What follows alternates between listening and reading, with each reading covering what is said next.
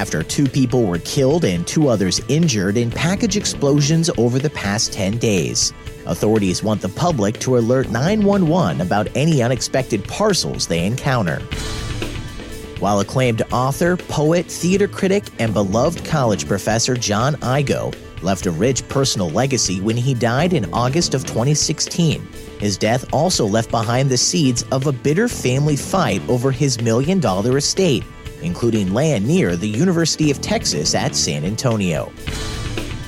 And following a year-long San Antonio Express News embed to document the training of a group of SAPD cadets, today we explore the importance of officers' skilled driver training in Chapter 3 of our 5-part series, Making a Cop. Good morning. Those are your headlines from ExpressNews.com. I'm Chance Dorland with your Express News briefing for Tuesday, March 13th. Brought to you this morning by North Park Mazda, the #1 Mazda dealer in Texas last month. Monday, 2 explosions shook quiet neighborhoods in East Austin after package bombs detonated at separate homes, killing a 17-year-old and sending 2 women to the hospital in serious condition. Officials believe the incidents are related to a similar package explosion earlier this month in North Austin that killed a 39-year-old man. Austin police say all 3 bombings are now being investigated as homicides. While authorities have yet to identify any suspects, a motive, or if the victims were the intended targets. As all 3 packages contained pipe bombs, police are warning city residents to report any suspicious packages to authorities, noting that under no circumstances should unknown packages be touched, moved, or handled in any way. In Monday's first explosion, police say a parcel left on the front doorstep of a home in Austin's centrally located Springdale Hills neighborhood was brought into the house and then exploded, killing a teenager and injuring a woman. Soon after, 5 miles south, a 75-year-old woman was injured when a package left in front of her home detonated. Both bombings came as visitors were in the capital city for the South by Southwest Conference. Officials are reportedly looking at whether the attacks could be hate crimes, as all 3 homes targeted by packaged bombs belong to African Americans. And Governor Greg Abbott's Criminal Justice Division is offering up to a $15,000 reward for information leading to the identification and arrest of whoever is responsible for the explosions. Following his August 2016 death, acclaimed author, poet, theater critic, and beloved college professor John Igo left a rich personal legacy, including a city library that bears his name.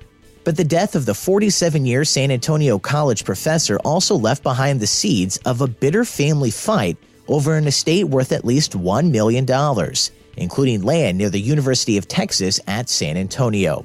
The legal confrontation is scheduled for trial next month in Bexar County Probate Court between Igo's younger sister and only sibling, 79-year-old Mary Helen Clark, and her estranged daughter, 60-year-old Christine Kiesel. While Clark claims Igo didn't need a will because his estate would go to her automatically, less than 3 months before his death, childless and with no direct heirs, Igo created a will that gave nothing to Clark, instead leaving most assets to her estranged daughter and a library at the University of the Incarnate Word. February attempts to mediate a resolution among the parties failed, and a March 26th hearing is set on Christine Kiesel's motion for a summary judgment.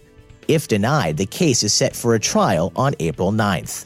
The central issue will be Igo's mental competence when, in declining health and having had 1 or more strokes, he unexpectedly made critical changes to his estate plan, creating both a will that disinherited his sister and granting medical and durable powers of attorney solely to her daughter.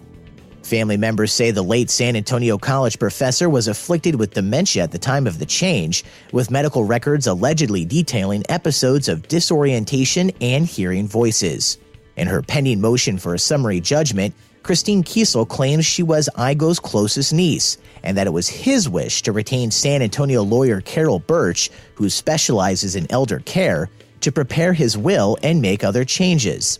However, under questioning, Birch has reported she did not read the will to Igo or know if he read it by himself after it was sent to him for review, and while noting she had no question about Igo's mental capacity at the time, admits doing nothing specific to determine the man's mental state. For over a year, San Antonio Express News criminal justice enterprise reporter Emily Eaton had exclusive access to a group of 38 San Antonio police cadets as they underwent training at the San Antonio Police Training Academy. I spoke with Eaton about her year-long story for the latest episode of the In-Depth podcast. It was a very interesting group. There were 38 cadets who started with this class in 2017. Of those, 6 were women and the rest were men, and they came from all types of backgrounds. As you can imagine, a lot were military veterans or had worked in the Bexar County Jail as a detention officer, but others came from, there was a former education teacher who had always wanted to be a police officer, but she was raising a family and it really didn't work out into her and her husband's plans. And after her children grew older, she decided, you know what, I'm going to pursue my dream. I'm going to show my kids that they can be anything that they want.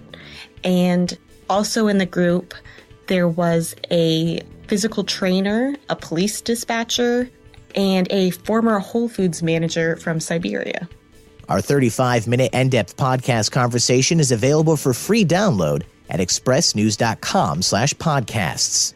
Part 3 of Eaton's 5-part series, now available online at expressnews.com, focuses on driver training and safety. A majority of an officer's day is spent in the car, and the SAPD Training Academy reflects this statistic, with an average of 82 hours of driving instruction for each cadet, exceeding the 76 hours of instruction in firearms. Of the 59 San Antonio police officers killed in the line of duty, 22 have lost their lives in automobile crashes, motorcycle accidents, or after being hit by a vehicle. In addition to those headlines, San Antonio Express News reporters are working on additional stories, including one of the busiest court meetings of the year for Bexar County commissioners, as they consider vendor options for a body camera system and emergency radio system, while also approving a new set of tax abatement guidelines. Also, despite the fire union saying it won't come to the table as long as there's a lawsuit in play, the city's collective bargaining negotiators will be in the media briefing room today at 10 a.m. to make themselves available for a kickoff meeting. And after prosecutors opted last week to try a manslaughter case against Mark Lewis during a probation revocation hearing, after the judge found the man's actions didn't rise to the level of criminal conduct that would have violated his probation for failing to register as a sex offender, despite admitting to pushing a transgender woman into the Riverwalk, Lewis now walks free, as double jeopardy provisions prevent him from being tried in the case. Today, San Antonio transgender activists are staging a press conference at the Bexar County Courthouse to protest what they call a lack of justice for Kenny McFadden, whose body was found floating in the river last April. And that's your Express Briefing for Tuesday, March 13th from expressnews.com. Brought to you this morning by North Park Mazda, the #1 Mazda dealer in Texas last month. I'm Chance Dorland.